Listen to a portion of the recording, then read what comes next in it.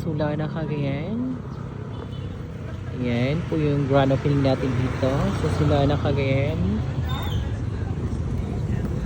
Alright, for now, nagpa-freight taste tayo ng chorizo de Cebu with our cook with Miss Andros time. Char lang. Charot lang. No, it's si Ma'am Ayn, yung cook natin ngayon. Ayan, si Sir kanina po yung nag-antay. Gusto niyo matikman yung chorizo de Cebu kung gaano daw kasarap. Lalo na yung manok at liyan po natin, guys. Sobrang sarap.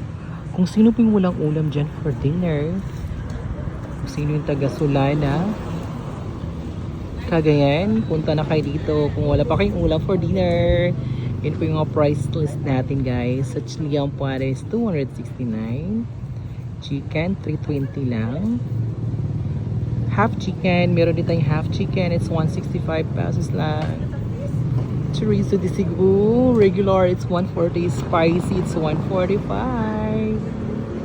Yung mga abangers natin for the freight taste. Alright, ito po yung pwesto natin, area natin.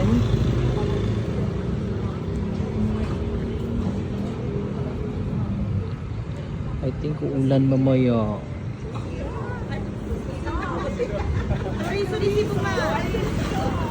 Okay, bye for now mga kalyampo. Thank you so much for watching.